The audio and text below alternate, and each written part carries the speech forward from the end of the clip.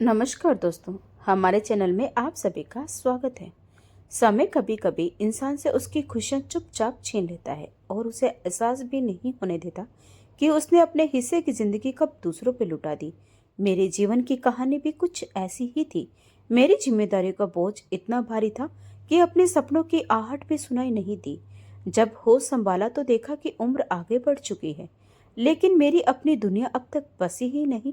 मैं 38 साल की हो चुकी थी, लेकिन मेरी शादी नहीं हुई थी। मैंने नौकरी करके अपने सभी भाई बहनों की जिम्मेदारी उठाई थी। एक एक करके मेरे भाई बहनों की शादियां होती चली गई और वह सब अपनी जिंदगी में आगे बढ़ गए।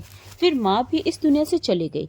जब मैं अपने भाई को भाभी के साथ प्यार से बातें करते देखती तो मेरे दिल में भावनाएं उमड़ने लगी। तंग आकर मैंने भाई से कहा, अब सारी जिम्मेदारियां पूरी हो गई, मेरी शादी करवा दो। मेरी बात सुनकर भाई ने ऐसी बात कह दी कि मेरे होश उड़कर रह गए। जब मैं 18 साल की एक जवान लड़की थी, मेरी मंगनी हो चुकी थी और बस शादी में 5-6 महीने का समय बाकी था। लेकिन तभी हमारी जिंदगी पूरी तरह बदल गई। वो दिन मुझे आज भी अच्छी तरह याद है। मैं अपने हाथों पर मेहंदी लगा रही थी क्योंकि मेरे ससुराल वाले मुझसे मिलने मेरे घर आ रहे थे। घर में ढेर सारी तैयारी चल रही थी। पिताजी काम पर गए हुए थे और वापसी पर उन्हें मेहमानों की खातिरदारी के लिए जरूरी सामान लेकर आना था। घर में सभी लोग बहुत खुश थे। बहन भाई खुशी से नाच रहे थे। मेरे ससुराल वाले आ गए। बातचीत का कार्यक्रम शुरू हो गया। माँ उन लोगों के साथ बैठी थी जबकि मैं पर्दे की ओर से अंदर का दृश्य देख रही थी। मुझे अपने सास ससुर के सामने शर्म आ रही थी, इसीलिए मैं तुरंत ड्राइंग रूम में नहीं गई। कुछ देर बाद माँ ने मुझे आवाज दी, तब मैं भी दुपट्टे के आड़ लेकर वहां जाकर बैठ गई। मेरी सास मुझसे बातें करने लगी। समय बीतता जा रहा था लेकिन पिताजी अब तक नहीं आए थे। जब ससुराल वालों ने वापस जाने की बात की तो माँ को शर्मिंदगी होने लगी। वह बार बार दरवाजे तक जाती और गली में झांक कर देखती, लेकिन पिताजी का कहीं पता नहीं था। माँ ने मुझे इशारे से पास में बुलाया और धीरे से कहा, तेरे पिताजी अब तक क्यों नहीं आए? मैंने घबराकर जवाब दिया, पता नहीं माँ, पिताजी तो कहकर गए थे कि वापसी से सारा सामान लेते आएंगे। शायद रास्ते में भीड़ ज्यादा होगी इसीलिए देर हो गई होगी। मेरे पिताजी एक दुकान पर काम करते थे। दुकान पर 8 बजे बंद होती थी और सुबह से रात तक वहीं रहते थे। दुकान बंद करने के बाद ही घर के लिए निकलते थे। समय काफी हो चुका था लेकिन पिताजी का कोई अता पता नहीं था। ससुराल वाले वापस जाने की बात कर रहे थे पर ना पिताजी आए और ना ही वह सामान जो हमें उनके सामने रखना था। धीरे धीरे पिताजी के न आने पर हम सबको चिंता होने लगी। मैं सबसे बड़ी बहन थी इसीलिए मैंने ही बार बार पिताजी को फोन मिलाया, लेकिन फोन बंद जा रहा था। तभी अचानक एक अजनबी हमारे घर आया, जिसकी बात सुनकर हम सबके रोंगटे खड़े हो गए। वह एक आदमी था जो हमारा पता ढूंढते हुए आया था। उसने बताया कि हमारे पिताजी को किसी गाड़ी वाले ने टक्कर मार दी है और वह अस्पताल में जिंदगी और मौत की जंग लड़ रहे हैं। उनके पास न कोई सामान था, न ही मोबाइल फोन, बस एक पहचान पत्र था जिसके पते के सहारे वह हमें ढूंढता हुआ यहाँ तक पहुंचा था। मेरे सास ससुर भी घर में ही थे। वे हमें तुरंत लेकर अस्पताल भागे। वहां पहुंचने पर हमें पता चला कि पिताजी के कुछ पल पहले इस दुनिया से जा चुके थे। हम पर ऐसा दुख टूटा जिसे शब्दों में बयान नहीं किया जा सकता। जिस घर पे कुछ देर पहले खुशियों का माहौल था, वही अचानक शोक की गहरी चादर फैल गई। पिताजी को सुबह हंसते मुस्कुराते दुकान के लिए निकले थे, अब 4 कंधों पर वापस लौटे थे। सुबह पिताजी मुझे बहुत तंग कर रहे थे। मेरी शादी की बात करके मुझे छेड़ रहे थे। मेरे पिताजी से मेरी बहुत गहरी दोस्ती थी क्योंकि मैं सबसे बड़ी बेटी थी, इसीलिए उनके बहुत करीब भी थी। पिताजी अक्सर शादी की बात छेड़कर हंसते और कहते, मेरी बेटी विदा हो जाएगी तो मैं क्या करूंगा? मैं जवाब में कहती, मैं आपको कभी छोड़कर नहीं जाऊंगी। सुबह भी मैंने यही कहा था, आप देख लीजिए मैं आपको छोड़कर नहीं जाऊंगी। इस पर पिताजी मुस्कुराकर बोले थे, पगली, शादी तो हर लड़की को करनी ही पड़ती थी। अगर सही समय पर लड़की की शादी न हो तो वह सारी जिंदगी अपने माँ बाप की चौखट पर बैठी रह जाती है। मैं चाहता हूँ कि तुम्हारी शादी सही समय पर कर दो। पिताजी की आखिरी बातें मेरे कानों में गूंज रही थी। पिताजी की अर्थी मेरे सामने पड़ी थी। सफेद चादर में लिपटे पिताजी जैसे मुस्कुरा रहे थे। ऐसा लग रहा था मानो वे बहुत शांत हो। मेरे पिताजी बहुत ही अच्छे इंसान थे। सारे जिंदगी उन्होंने कड़ी मेहनत की थी और हमें ईमानदारी की रोटी खिलाई थी। मैं पिताजी की अर्थी को बस टुकड़ टुकड़ देख रही थी जबकि मेरे छोटे भाई बहन फूट फूट कर रो रहे थे। माँ को भी होश नहीं था। मैंने एक नज़र पिताजी के चेहरे पर डाली और फिर अपने छोटे भाई बहनों को ध्यान से देखा। पहली बार मुझे एहसास हो रहा था कि मेरे बहन भाई अभी बहुत छोटे हैं। मेरे 2 भाई मुझसे 2 साल और 3 साल छोटे थे और फिर 2 बहनें थीं। हम कुल 5 भाई बहन थे और वे चारों अभी जिंदगी में बहुत पीछे थे। उनकी शिक्षा अधूरी थी, उन्होंने अभी दुनिया की ऊंच नीच नहीं देखी थी, इसीलिए उन्हें पिताजी की बहुत जरूरत थी। पिताजी ऐसे समय में हमें छोड़कर गए थे जब संतान को अपने माँ बाप की सबसे ज्यादा जरूरत होती है। खासकर ऐसी कच्ची उम्र में लड़के लड़कियों के सिर पर बाप का साया होना बहुत जरूरी होता है। मैंने अपने बहन भाइयों को अपने करीब किया, उन्हें अपने सीने से लगा लिया और फिर हम पांचों मिलकर रोने लगे। जब पिताजी की अर्थी उठी तो सारा मोहल्ला सिसक उठा। हर कोई इस अचानक हुई मौत पर दुखी था, लेकिन मैंने पिताजी की अर्थी पर हाथ रखकर कसम खाई कि मैं बड़ी बेटी होने का फर्ज निभाऊंगी और अपने सारे बहन भाइयों की जिम्मेदारी खुद उठाऊंगी। मेरे पिताजी को मुझ पर बहुत गर्व था। मैंने अपने जाते हुए पिता से वादा किया कि मैं कभी उनके मान को टूटने नहीं दूंगी। पिताजी का अंतिम संस्कार हो चुका था और घर वीरान हो गया था। बहन भाई सब सहमे हुए थे। जब कोई एक दूसरे को देखता तो अपनी आंखों में आंसू छिपाने लगता। हमारा घर कैसे चलेगा, गुजारा कैसे होगा, हम में से किसी को कुछ पता नहीं था। पिताजी जिस दुकान पर काम करते थे उसके मालिक सिर्फ अर्थी उठने के समय आए और फिर दोबारा पलटकर भी नहीं देखा। कुछ दिन तक पड़ोसी ने हमारी खैर खबर ली, लेकिन फिर सब अपनी जिंदगी में व्यस्त हो गए। मेरे ससुराल वाले भी जब 13वीं के बाद दोबारा आए तो माँ से कहने लगे, भाई साहब तो रहे नहीं भाभी, थोड़ा समय रुककर सादगी से अनुराधा को हमारे साथ विदा कर दीजिए। अपनी सास की बात सुनकर मैंने तुरंत कहा, आंटी मैं इतनी जल्दी में शादी नहीं कर सकती, मेरे छोटे भाई बहन हैं, मेरी कुछ जिम्मेदारियां हैं, आप लोग कुछ समय तक रुक जाइए। मैं नौकरी करके पहले अपने बहन भाइयों की शिक्षा पूरी करवाना चाहती हूँ। जब मेरे दोनों भाई किसी काबिल हो जाएंगे तब मैं भी शादी कर लूंगी। मेरी बात सुनकर सास ने अजीब नजरों से मुझे देखा और बोली, हम ऐसी लड़की को अपनी बहू नहीं बना सकते जो नौकरी करती हो। तुम्हें हमने इसलिए पसंद किया था क्योंकि तुम सीधी सादी घरेलू लड़की हो। नौकरी करने वाली लड़कियां बहुत चालाक होती है और फिर हमारे समाज में ऐसी लड़कियों को अच्छा नहीं समझा जाता। तुम विदा होकर हमारे साथ चलो, तुम्हारे भाई अब इतने भी छोटे नहीं हैं, कोई ना कोई नौकरी करके घर चला ही लेंगे। तुम कब तक इन लोगों के लिए अपनी शादी को रोकती रहोगे। सास की बात सुनकर मैं हैरान रह गई। मैंने कहा, आंटी अगर पिताजी जिंदा होते तो बात कुछ और होती, लेकिन अब पिताजी इस दुनिया में नहीं है। घर चलाने के लिए किसी को कमाना होगा और मैं ही इस घर की सबसे बड़ी बहू हूँ। अगर मेरे बहन भाइयों की शिक्षा अधूरी रह जाएगी तो वे सारी जिंदगी पछताएंगे, कभी इनका भविष्य सुरक्षित नहीं हो सकेगा। मैं चाहती हूँ कि ये लोग अपनी पढ़ाई करें, शिक्षा प्राप्त करके किसी अच्छे मुकाम पर पहुँच जाए, ताकि इन्हें कभी एहसास न हो कि बाप के न होने के कारण ये जिंदगी में कहीं पीछे रह गए। मेरी बात सुनकर मेरी माँ कहने लगी, अनुराधा तुम इन चक्रों में मत पड़ो, मैं खुद चाहती हूँ कि तुम्हें इज्जत के साथ विदा कर दूँ। यह रिश्ता तुम्हारे पिताजी ने ही जोड़ा था, इसीलिए मैं सादगी से तुम्हारी शादी करने के लिए तैयार हूँ।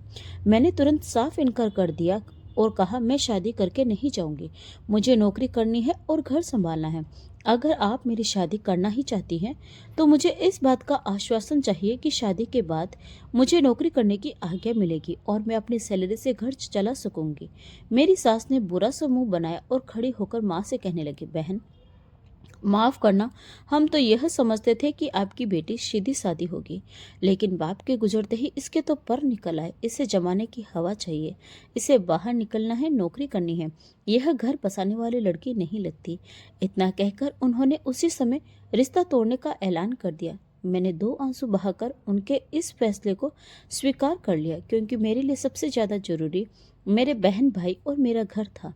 मेरी माँ ने मुझे बहुत कोसा, बुरा भला कहा कि मैंने इस तरह की बात क्यों की, लेकिन मुझे लगता था कि मैंने जो भी किया वह बिल्कुल सही किया। अगले ही दिन से मैंने नौकरी की तलाश शुरू कर दी, कई ऑफिस के चक्कर लगाए, बहुत जगहों की खाक छानी और आखिरकार मुझे एक ऑफिस में नौकरी मिल गई। सैलरी ज़्यादा तो नहीं थी, लेकिन हाथ खींचकर गुजारा संभव था। मैंने अपने बहन भाइयों के सरकारी स्कूल में पढ़ाना शुरू किया। भाई गवर्नमेंट कॉलेज में जाते थे और बहनें अभी स्कूल में थी। धीरे धीरे जिंदगी की गाड़ी चल पड़ी। कभी कभी माँ मुझे बहुत नाराज नजरों से देखती। उन्हें इस बात पर बहुत गुस्सा था कि मैंने सुयस जैसे लड़के का रिश्ता क्यों ठुकरा दिया, लेकिन मैं ऐसे घर में शादी नहीं करना चाहती थी जहाँ मेरी मजबूरियाँ और परेशानियों की कोई अहमियत न हो। कल को अगर मुझे कोई और तकलीफ पहुंचती तो ये लोग मेरे साथ क्या करते। अगर मेरी माँ को जरूरत पड़ती तो मेरे ससुराल वाले मुझे अपने घर वालों की मदद करने से रोक देते। बाद में पछताने से अच्छा था कि मैं सही समय पर सही फैसला करूं, और मैंने वही किया। रिश्ता टूटने का दुख मुझे भी बहुत था, क्योंकि कहीं न कहीं शूयस के साथ मेरा दिल लग चुका था, लेकिन मैंने अपनी इच्छाओं को दिल में ही दबा लिया। कभी कभी जिम्मेदारियां इच्छाओं से ज्यादा जरूरी होती है। इसी तरह जिंदगी आगे बढ़ती रही। समय के साथ मेरी नौकरी और सैलरी भी अच्छी हो गई। मैंने भाइयों को कॉलेज से यूनिवर्सिटी तक और बहनों को स्कूल से कॉलेज तक पढ़ाया। मैंने किसी की शिक्षा रुकने नहीं दी। मैं सुबह से शाम तक नौकरी करती और शाम से रात तक घर का काम भी संभालती। मैं खुद सारा खाना बनाती, सफाई करती और आधी रात को वॉशिंग मशीन लगाकर कपड़े भी धोती, ताकि मेरे छोटे बहन भाइयों को कोई कठिनाई न हो। माँ पिताजी के गुजरने के बाद से बीमार रहने लगी। पिताजी का यूं अचानक चले जाना उनके लिए बहुत बड़ा सदमा था। इसीलिए मैं माँ से कोई काम नहीं करवाती थी। मैं यह भी नहीं चाहती थी कि घर के कामकाज में उलझकर मेरे बहन भाइयों की पढ़ाई खराब हो। मेरे बहन भाई बहुत अच्छी शिक्षा प्राप्त कर रहे थे और उनके परिणाम भी बहुत अच्छे आते थे। यह देखकर मुझे बड़ी खुशी होती थी। मैं कितनी भी थकी क्यों न हो, जब अपने बहन भाइयों को सफल होते देखती तो मेरी सारी थकान दूर हो जाती। मेरे बड़े भाई ने ग्रेजुएशन पूरा कर लिया था और साथ ही उसे एक कंपनी में नौकरी भी मिल गई थी। उसने वह नौकरी शुरू की और साथ साथ मास्टर में प्रवेश भी लिया। इन्हीं दिनों उन्हें यूनिवर्सिटी में एक लड़की से प्यार हो गया। उसने मेरे सामने यह बात रखी कि वह उससे तुरंत शादी करना चाहता है, क्योंकि उस लड़की के घर वालों को जल्दी थी। मैंने यह सोचकर हामी भर ली कि कहीं मेरा भाई यह न सोचे कि मैं उस पर जिम्मेदारियों का बोझ डालकर खुद पीछे हटना चाहती हूँ। इसीलिए मैंने खुद उसकी शादी वहीं करवा थी, जबकि माँ इसके लिए बिल्कुल भी तैयार नहीं थी। माँ का कहना था कि अब मुझे सब कुछ भाई के हवाले कर देना चाहिए और खुद शादी कर लेनी चाहिए। माँ मेरे लिए रिश्ता देखना चाहती थी, लेकिन मैंने उन्हें रोक दिया और कहा, इतनी जल्दी मैं छोटे भाई पर सारी जिम्मेदारी नहीं डाल सकती। मेरी नज़र में वह अभी इस काबिल नहीं था कि इतनी बड़ी जिम्मेदारी उठा सके। इसीलिए मैंने अपने बड़े भाई की शादी वहीं करवा दी जहां वह चाहता था। मेरा भाई बहुत खुश था, लेकिन शादी के बाद काफी कुछ बदल गया। वह ज्यादातर समय अपनी पत्नी के साथ ही बिताने लगा। हमने ऊपर एक छोटा सा कमरा बनवाकर उन दोनों को दे दिया। भाई सारा समय भाभी के साथ ही व्यस्त रहता, अपनी कमाई का बहुत थोड़ा सा हिस्सा मेरे हाथ में रखता और बाकी सब कुछ अपनी पत्नी की इच्छाओं पर खर्च कर देता। फिर भी मैंने कुछ नहीं कहा, ताकि घर का माहौल खराब न हो। जबकि माँ बार बार मुझसे कहती कि यह सही नहीं है। उसे एहसास होना चाहिए कि मैंने इसके लिए कितना कुछ कुर्बान किया है। माँ को लगता था कि अब भाई को अपनी जिम्मेदारियों का एहसास होना चाहिए, लेकिन मैं चाहती थी कि मेरे भाई की जिंदगी अच्छी गुजरे। हमने अपनी भाभी को भी आंखों पर बिठा लिया। बड़े भाई को देखकर छोटे भाई ने भी अपनी पसंद की लड़की से शादी करने की इच्छा जताई। यह सुनकर माँ गुस्से में बोली, बहनों की शादियां करने की बजाय तुम लोग अपनी अपनी शादियों में लगे हुए हो। 3 बहनें हैं, कम से कम किसी एक को तो विदा करो। माँ के गुस्से के कारण दोनों भाइयों ने मिलकर एक बहन की शादी कर दी। उसी के साथ छोटे भाई ने अपनी शादी भी रख ली। इस तरह मेरे दोनों भाइयों की शादी हो गई और दोनों भाभियां घर आ गई। दोनों ही अपनी जिंदगियों में मग्न हो गए। वे दोनों नौकरी करते थे और अच्छा कमाते थे, लेकिन मेरे हाथ में गिने चुने ही पैसे रखते थे, जिससे गुजारा करना मुश्किल था। इसीलिए मैं अब भी नौकरी कर रही थी। मैंने जैसे तैसे कुछ पैसे जमा किए और फिर आखिरकार अपनी छोटी बहन की भी शादी कर दी। वह भी अपने घर की हो गई और इस तरह मेरे सिर से जिम्मेदारियों का बोझ उतर गया। अब सिर्फ माँ रह गई थी, जो बीमार रहने लगी थी। मैं जो भी कमाती थी वह सब घर में ही खर्च हो जाता था। मेरे पास अपने लिए कुछ भी नहीं था। इन सारी जिम्मेदारियों को निभाते निभाते मैं 38 साल की हो गई थी। धीरे धीरे मुझे अकेलेपन का एहसास सताने लगा। माँ दवाई खाकर सो जाती तो मेरी आंखों से नींद ओझल हो जाती। जब मैं कमरे से बाहर निकलती तो भाई भाभीियों के कमरे से आती हंसी की आवाजें और उनकी बातें सुनकर मेरा दिल खुद को अकेला महसूस करता। मेरी जिंदगी में कोई ऐसा नहीं था जो मेरे साथ बैठकर बातें करता, हंसता या मेरे अकेलेपन को दूर करता। कभी कभी मैं पूरे घर में यूं ही चक्कर लगाती रहती और फिर थककर अपनी जगह लेट जाती। कितनी बार मैंने अपने भाइयों को चोरी छिपे चीजें लाकर अपने कमरों में रखते हुए देखा था। मैं घर में अकेली बहन थी, लेकिन मेरे भाई मेरे लिए कभी कुछ नहीं लाते थे। वे जो भी लाते छिपाकर अपने कमरों में ले जाते। मैंने यह भी महसूस किया था कि मेरी भाभियां मुझे पसंद नहीं करती थी और भाइयों का व्यवहार भी अब पहले जैसा नहीं रहा था। मुझे हर बात की खबर थी, लेकिन फिर भी मैंने कभी अपनी जुबान से उफ तक नहीं की। शादी न करने का और अपने भाई बहनों को बसाने का फैसला मेरा अपना था, इसीलिए मैं किसी को इस बात का एहसास नहीं कराना चाहती थी। मैंने अपनी पूरी जिंदगी उनके लिए कुर्बान कर दी थी, लेकिन जब मैंने 38 साल का सफर पार किया तो मेरे दिल में भी अरमानों की एक जंग छिड़ गई। अब मेरी इच्छाएं बहुत बढ़ गई थी। मेरी जिंदगी में भी कोई खूबसूरत साथी हो, यह चाहत मन में उठने लगी थी। खासकर जब किसी खास अवसर पर अपने भाई भाभीियों को एक साथ बैठकर हंसते बोलते देखती तो मुझे भी एक साथी की इच्छा होती। यह एक ऐसी चाहत थी जो धीरे धीरे बढ़ती ही जा रही थी। इससे पहले कि मैं इस बारे में किसी से कोई बात करती, एक रात बिल्कुल खामोशी से मेरी माँ भी इस दुनिया से चली गई। माँ के जाने के बाद मैं बिल्कुल अकेली हो गई। नौकरी से वापस आती तो बस कमरे में बंद होकर जाती। मुझे ऐसा लगने लगा जैसे मैं कोई मानसिक रोगी हूँ। हर समय मेरे दिमाग में अजीब अजीब तरह के ख्याल आते रहते। फिर एक दिन थककर मैंने दोनों भाइयों को अपने सामने बिठाया और कहा, मैं अपनी सारी जिम्मेदारियां पूरी कर चुकी हूँ। मैंने तुम दोनों को पढ़ाया लिखाया, तुम्हारी पसंद की शादियां करवाई, बहनों को की भी शादियां हो गई। अब मैं चाहती हूँ कि मैं भी अपनी ज़िंदगी में बस जाऊँ। तुम दोनों मेरे भाई हो, मेरे लिए कोई अच्छा सा रिश्ता देखो और मेरी शादी करवा दो। मैंने बड़ी हिम्मत करके अपने भाइयों के सामने अपनी शादी की बात रखी, क्योंकि उन दोनों में से किसी ने अब तक इस बारे में नहीं सोचा था। बहनें भी शादी होकर पराई हो गई थी। वे बस मेहमानों की तरह आती, कुछ देर बैठती और वापस चली जाती। अब उन्हें मुझसे कोई खास मतलब नहीं रह गया था। मेरी बात सुनकर मेरे दोनों भाई कुछ देर तक खामोशी से मुझे देखते रहे। फिर बड़े भाई ने कुछ ऐसा कहा कि मेरे पैरों तले जमीन खिसक गई। वह कहने लगा, दीदी, मैं इस बारे में आपसे बात करने ही वाला था। दरअसल बात कुछ यूं है। इतना कहकर वह चुप हो गया। मैं ध्यान से उसे देखने लगी। मुझे यह सोचकर थोड़ी खुशी हुई कि वह मेरे बारे में सोच रहा था।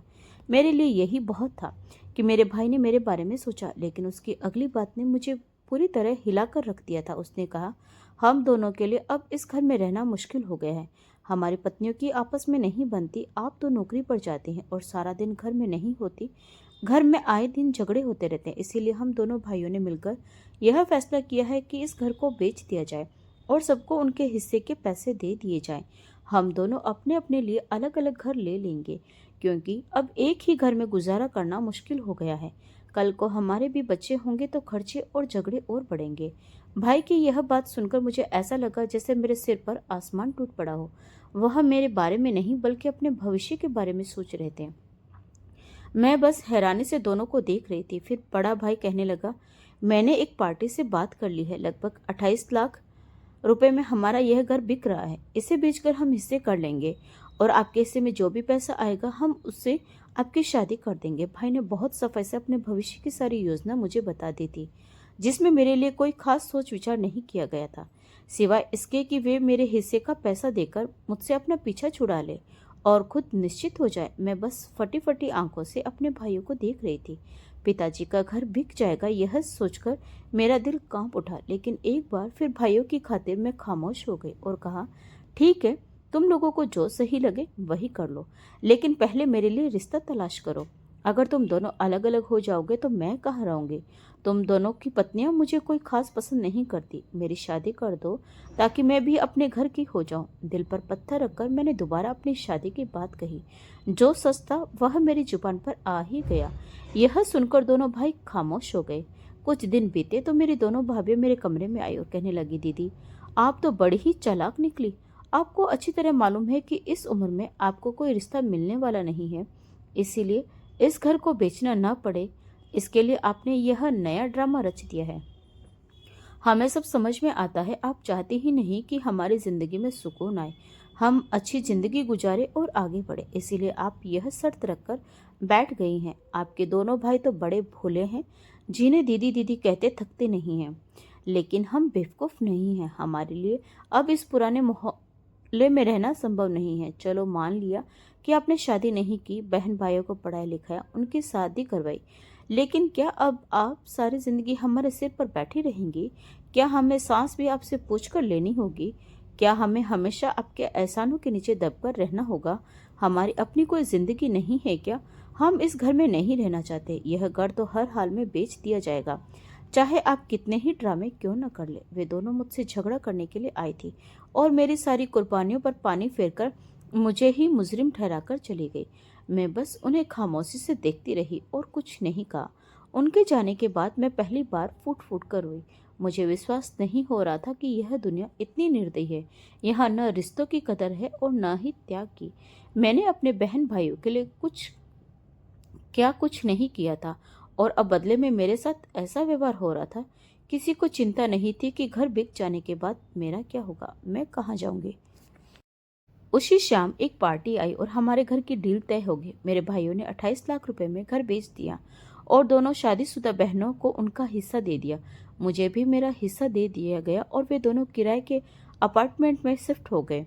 जबकि मैं बीच सड़क पर आ गई, क्योंकि न तो मेरी भाभियां मुझे रखना चाहती थी और ना ही भाइयों को मुझसे कोई हमदर्दी रही। जो पैसे मेरे हाथ आए थे उनमें से मैं कोई घर खरीद नहीं सकती थी। आखिरकार मैं एक हॉस्टल में शिफ्ट हो गई। शादीशुदा बहनों ने भी यही समझाया था कि मैं हॉस्टल में ही रहूं, क्योंकि वे अपनी गृहस्थी मेरे कारण खराब नहीं करना चाहती थी। उन दोनों में से कोई भी मुझे अपने घर रखने को तैयार नहीं था। मैं तो नौकरी छोड़ने के बारे में सोच रही थी, लेकिन दोबारा मजबूर होकर नौकरी करने लगी। फिर एक दिन मुझे अपने ऑफिस में सुयस मिल गए, वही सुयस जो मेरा मंगेतर था और जिससे मेरी शादी होने वाली थी। वह मुझे देखकर मुस्कुराया और मेरे पास आकर हालचाल पूछने लगा। पहले तो मुझे शर्मिंदगी हुई, क्योंकि मैंने बिना कुछ कहे रिश्ता खत्म कर दिया था। लेकिन फिर वह अपने माता पिता के व्यवहार के लिए माफी मांगने लगा, सफाई देने लगा और कहने लगा कि वह मेरी मजबूरियों को समझकर मेरा हाथ थामना चाहता था, लेकिन उसके घर वाले नहीं माने। काफी देर तक वह मुझसे बातें करता रहा, अपनी शादीशुदा जिंदगी की कहानी सुनाता रहा और मैं बस उसे गौर से देखती रही। शायद वह कभी मेरा हमसफर बन सकता था। आज वह एक अच्छी पोस्ट पर था, देखने में भी आकर्षक लग रहा था। उससे शादी करके मैं एक अच्छी जिंदगी गुजार सकती थी, लेकिन मैंने अपनी जिम्मेदारियों की खातिर उसे खुद ही छोड़ दिया था। काफी देर बातें करने के बाद वह चला गया और मुझे लगा कि वह हमेशा के लिए मेरा सुकून भी ले गया। उस रात मैं सारी रात रोती रही। मुझे एहसास हो रहा था कि अपने भाई बहनों के लिए खुद को कुर्बान करके मैंने गलती कर दी।